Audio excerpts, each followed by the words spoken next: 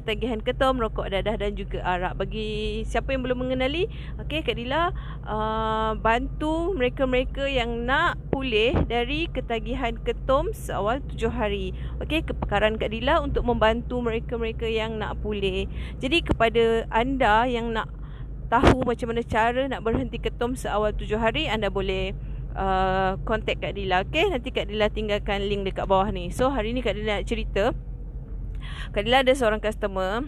Okay, customer ni dia minum ketum dah lama lah, 2, 3, 4, 6 tahun jugalah. Lepas tu dia bagi tahu dia sakit sangat bila tak minum ketum tu. Sampai tak boleh nak tidur, bila nak buat kerja pun tak boleh. Bila tak dapat ketum tu, dia emosi dia kan tak stabil, dia jadi cepat nak marah. Emosi dia tu. Okay, dia sampai gaduh lah dengan isteri bila tak dapat nak minum ketum tu. Isteri dia pun dah macam dah penat lah nasihatkan dia supaya berhenti. Dia cakap macam tu lah. Lepas tu bila dia sakit tak dapat ketum tu, sampai sakit badan, memang dah tak boleh tahan, urat semua sakit, dia sanggup lah minum arak. Ya Allah ya Tuhan, apa hukum kita ni orang Islam ambil arak? Nak tahu tak apa hukumnya? So Kak Dila ada seorang tetamu undangan untuk Kak Dila, minta pandangan Tuan Khairul. Okey, Tuan Khairul boleh tak share apa hukum orang Islam ni dia minum arak untuk tahan sakit? Setengah orang kalau sakit dia ambil pil killer kan. Ini dia minum arak. Ya Allah, boleh tolong tak Tuan Khairul? Tuan Hairullah pula. Kejap, parking kejap. Baik, persoalan Kak Dila tadi berkaitan dengan penggunaan arak sebagai penyembuh penyakit, ya. Macam tu, Dia nak tahan sakit ketum. Sakit ketum. Jadi kalau kita kaitkan dengan ketika mana zaman Nabi SAW, ada sahabat Nabi, mereka ini menggunakan arak untuk berubat juga. Namun bila namun bila jangan ambil gambar. Okey, tak. Nanti jadi ni, nanti Tolong. dia ambil sahabat Nabi sallallahu alaihi wasallam mengambil arak untuk tujuan perubatan. Lalu bila dirujuk kepada Nabi sallallahu alaihi wasallam, maka Nabi sallallahu alaihi wasallam menegah melarangnya, kerana kata Nabi sallallahu alaihi wasallam, kata Nabi, laisat laha bidawain, sesungguhnya arak itu bukanlah penawar, fa in walakinnaha da, kata Nabi sallallahu alaihi wasallam, arak itu sebenarnya merupakan penyakit. Jadi bukan arak itu penawar, arak itu sebenarnya adalah penyakit. Jadi tidak seharusnya bagi pengambil ketum ni tadi, pesakit tadi, yang mempunyai masalah ketum ni tadi, mengambil arak sebagai ubat untuk penahan sakit dia. Kerana sesungguhnya sebagaimana kata Nabi sallallahu alaihi wasallam tadi, ia bukannya penawar, malah ianya adalah penyakit. Sebab itulah bila mana dalam Al-Quran mengatakan bahawa ya ayyuhallazina amanu innamal khamru wal maisiru wal ansamu wal azlamu rijsun. Wahai orang-orang yang beriman, sesungguhnya arak itu dan juga judi itu, ni empat benda perkara yang sama-sama tarafnya, sama level je. Arak, judi, wal ansabu, penyembahan berhala, wal azlamu, dan juga merenung nasib, merupakan perkara-perkara yang perkara-perkara yang rijsun. Rijsun dekat sini bermaksud perkara-perkara yang keji, perkara-perkara yang kotor, perkara-perkara yang najis. Makna kata, sebab itulah dan juga sambungan daripada ayat tadi, min amali syaitan, dan sesungguhnya dia merupakan daripada perbuatan syaitan, amalan-amalan syaitan. Jadi perkara-perkara macam ni kita perlu elakkan. Kerana apa? Dalam Al-Quran tersebut sambungan daripada itu, fajtanibuhu, maka tinggalkanlah ia la'allakum tuflihun, supaya kamu berjaya. Jadi sebab itulah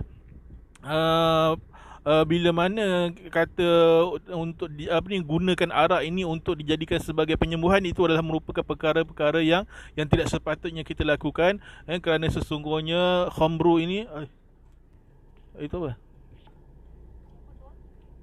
Ni JNT. Sampai tolong. Okey, Kak Dila sambung Sorry, ada JNT sampai pula. Okey, tak apa. Tuan Khairul, terima kasih atas pandangan beliau. Jadi Kak Dila nak sambung sikit lah pasal orang yang ambil arak ni untuk menahan sakit daripada ketagih ketum. Okey, dalam Al-Quran pun ada sebut kita ni setitik air arak tu jika masuk dalam badan, so 40 hari amalan kita tak diterima. Okey, kepada anda yang nak tahu, kalau anda tak tahan sangat sakit ketum tu, ada caranya. Kak Dila ada cara dia. Anda kontak je nombor Kak Dila kat bawah ni. Tak perlulah ambil arak, okey? Sebab arak tu kan minuman syaitan. Walaupun arak tu diperbuat daripada buah anggur. Buah anggur tu adalah buah-buahan, memang kita halal untuk makan. Tapi bila dia punya proses dia tu diperam, okey, dia bila dah diperam, ada campuran bahan-bahan tertentu, bila kita minum kita akan mabuk dan jadi hayal. Jadi dia memudaratkan kesihatan. Jatuhlah hukum haram. Betul tak Ustaz? Tuan Khairul?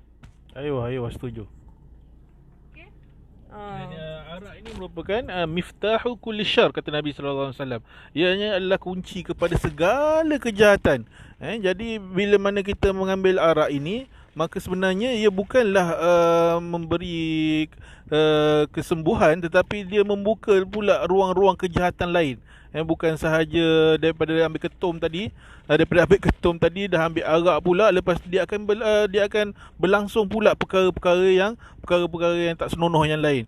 Seperti penderaan, pemerkosaan dan sebagainya lah, perkara-perkara yang lebih teruk lagi sebenarnya. Jadi sebab itulah dalam Islam mengambil arak ini merupakan satu jenayah. Bukannya perkara yang main-main. Dia merupakan satu jenayah. Sebab itu kalau ikut pada hukum hudud, orang yang mengambil arak ini maka selayaknya bagi dia dihukum dengan 40 sebatan. 40 sebatan dalam hukum hudud. Tetapi kalau tuan-tuan berada pada zaman Sayyidina Umar, Sayyidina Umar bin Khattab, maka pada ketika itu bukan lagi 40 sebatan, 80 sebatan ditambah lagi ta'zir. Kerana apa? Kerana betapa bersungguh-sungguhnya Sayyidina Umar untuk memerangi orang-orang yang mengambil arak ini. Baik. Okey, terima kasih Tuan Khairul. Nanti Kak Dila share lagi ilmu-ilmu berkenaan dengan macam mana cara nak berhenti ketum ni. Terima kasih. Kak Dila minta tolong share live ni kepada 10 FB group supaya dapat memberi manfaat kepada mereka di luar sana. Okey, sebelum tu Kak Dila nak tunjuk.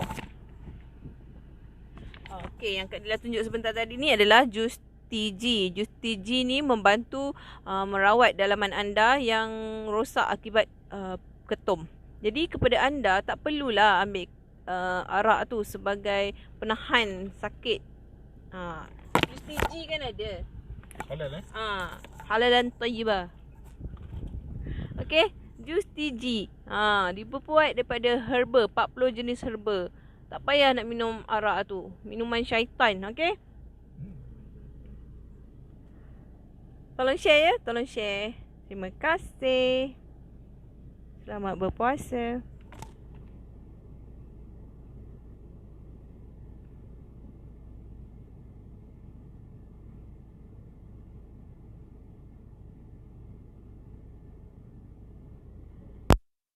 Alamak, ais.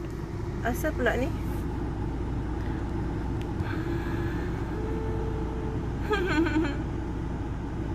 Betul.